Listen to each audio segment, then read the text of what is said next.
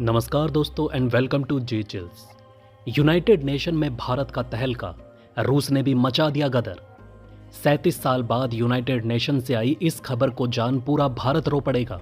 सरकारी exit poll पर मत जाइए, असली रिजल्ट दिमाग हिला देगा। चौंकाने वाले नंबर आ रहे सामने। तीसरी बार मोदी पीएम बने तो सिर मुंडवा लूंगा।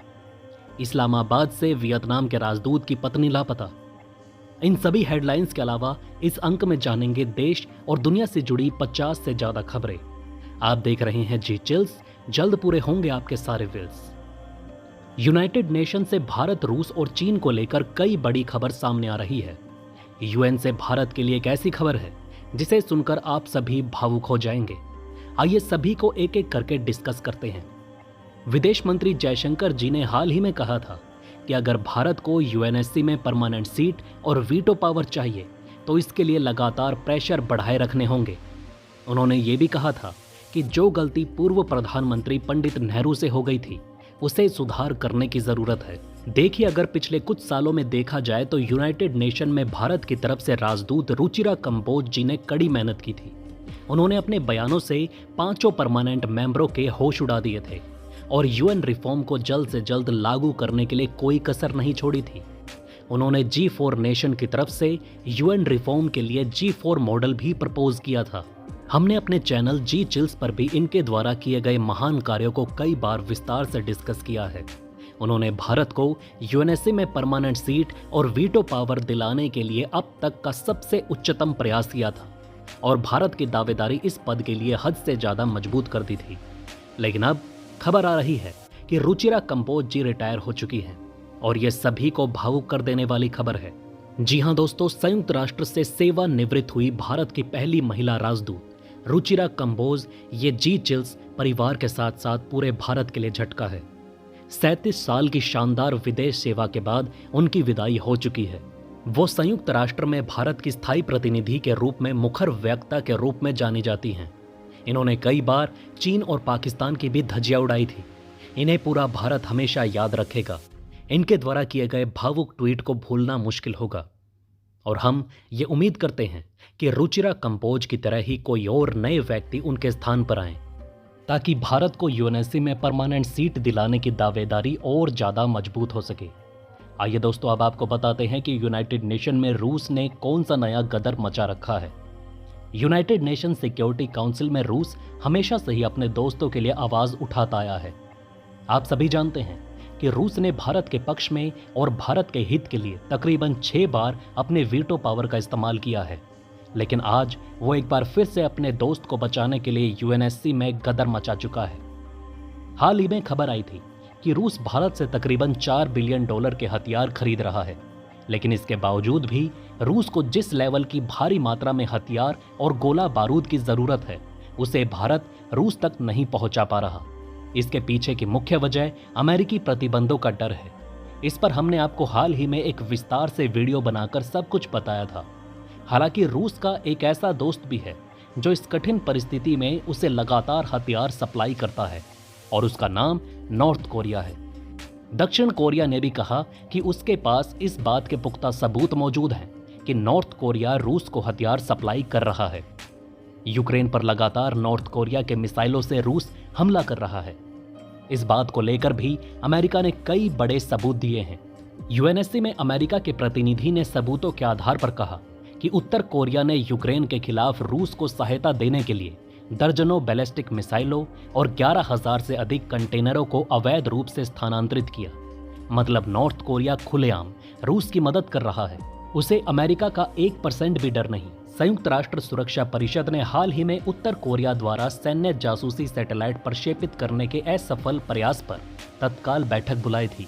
उत्तर कोरिया बेहद खतरनाक तरीके से हथियारों का निर्माण कर रहा है। इसे लेकर सुरक्षा परिषद में बैठक बुलाई गई थी, लेकिन इस बैठक का नतीजा वैसा निकला जैसा कि यूएनएससी को उम्मीद थी। इसके सदस्य देश इस मुद्दे पर बटे दिखे। अमेरिका और उसके सहयोगी देश जापान और दक्षिण कोरिया किम जोंग उन की कार्रवाई को लेकर चीन और रूस के साथ भिड़ गए। यहां रूस पूरी तरह से उत्तर कोरिया को बचाते हुए नजर आया। उत्तर कोरिया के राजदूत किम सोंग ने कहा कि सुरक्षा परिषद उपग्रह के लॉन्च के मुद्दे को बार बार उठाकर शर्मनाक हरकत को दोहरा रही है। इस बैठक में इस बात पर भी चर्चा की गई ताकि साउथ कोरिया को परमाणु बम बनाने से रोका जा सके।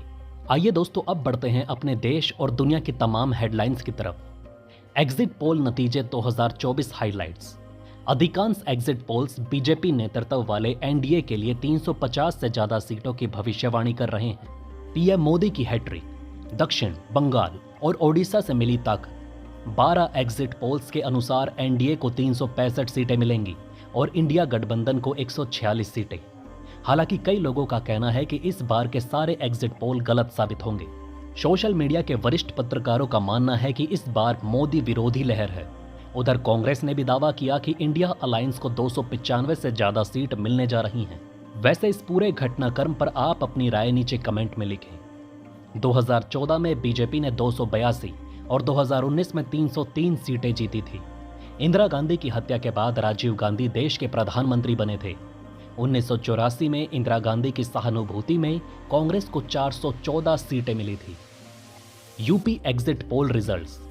11 एग्जिट पोल्स में एनडीए को 65 से ज्यादा सीटें, इंडिया को अधिकतम 14 सीट मिलने का अनुमान। लोकसभा चुनाव के 7 चरणों में 65.08% मतदान। अंतिम चरण में पड़े 62.36% वोट।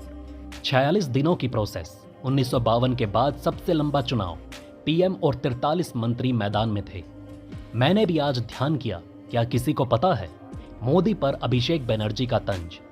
चुनावी ड्यूटी में तैनात 25 लोगों की मौत। 1980 में 4 दिन में हो जाती थी वोटिंग, अब ईवीएम के बावजूद 44 दिन लगे। पाकिस्तान। वियतनाम के राजदूत की पत्नी इस्लामाबाद से लापता। पति से झगड़ा करने के बाद घर छोड़कर चली गई थी, पाक में बैठी मिली। दिनेश कार्तिक ने किया संन्यास लेने का ऐलान। भावुक पोस्ट लिखकर कहा, खेल को अलविदा। इन्होंने अपने पर्सनल जीवन में काफी उतार चढ़ाव देखे, लेकिन फिर भी अपने परफॉर्मेंस से सभी को चकित करके रखा। दिनेश कार्तिक को क्रिकेट की दुनिया में हमेशा याद रखा जाएगा। यूपी में हाईवे पर यात्रा करना और महंगा, 5 से 25 रुपए तक बढ़ा टोल। आज 2 जून की रात से लागू होंगे नई दरें। आंध्र प्रदेश विधानसभा चुनाव एग्जिट पोल नतीजे 2024 highlights. Exit polls Jagan Reddy की जीत की भविष्यवाणी कर रहे हैं। मोदी तीसरी बार पीएम बने तो सिर मुंडवा लूंगा। एग्जिट पोल के बाद आप नेता सोमनाथ भारती का बड़ा ऐलान। इजराइल हमास युद्ध में इंडोनेशिया के राष्ट्रपति ने कहा कि उनका देश यूएन की पहल पर गाजा में शांति सैनिक भेजने के लिए तैयार है। पाकिस्तान पूर्व पीएम के अकाउंट से किया गया विवादित ट्वीट। इमरान और 3 नेताओं के खिलाफ जांच बैठी। जेल में बंद पाकिस्तान के पूर्व प्रधानमंत्री इमरान खान के एक्स अकाउंट से 26 मई को एक उदाहरण के साथ वीडियो साझा किया गया, जिसमें कहा गया कि प्रत्येक पाकिस्तान को जानना चाहिए कि जनरल याहवा खान और शेख मुजीबुर रहमान में से सच्चा गद्दार कौन था। साथ ही तर्क दिया गया कि पूर्व सैन्य तानाशाह याहवा खान देश के टूटने के लिए जिम्मेदार थे। जनरल याहवा खान को पाकिस्तान में कई लोग इसलिए गद्दार मानते हैं क्योंकि उनके शासनकाल में 1971 का भारत पाकिस्तान युद्ध हुआ था और बांग्लादेश का निर्माण हुआ। संयुक्त राष्ट्र का बड़ा फैसला। इराक में 20 वर्षों के बाद 2025 तक खत्म होगा राजनीतिक मिशन। जिस पिस्टल से हुई अतीक की हत्या, उसी से सलमान को मरवाना चाहता था लॉरेंस बिश्नोई। टर्की से मंगवाई गई गन। मुंबई पुलिस ने कहा कि जिगाना पिस्टल से पंजाबी गायक सिद्धू मूसेवाला की भी हत्या हुई थी। बिहार में एनडीए उम्मीदवार रामकृपाल यादव पर जानलेवा हमला। अपराधियों ने चलाई गोली, बाल बाल बचे। अंतरिक्ष में चीन को मिली बड़ी कामयाबी। चंद्रमा की अंधेरी दुनिया में दूसरी बार उतारा लैंडर। चांद पर खुदाई कर लाएगा चट्टान। मुस्लिम देशों में भारतीयों को पाकिस्तानियों से ज्यादा मिलती है इज्जत, मानते हैं साथी देश। सर्वे दे रहा गवाही। सुनीता को स्पेस स्टेशन ले जाने वाला मिशन दूसरी बार टला। 3.50 मिनट पहले रुका काउंटडाउन।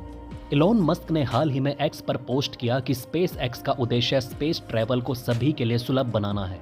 जल्द ही चांद और मंगल की यात्राएं केवल एस्ट्रोनॉट्स और बिलियनियर्स के लिए नहीं होगी, बल्कि सभी के लिए होगी।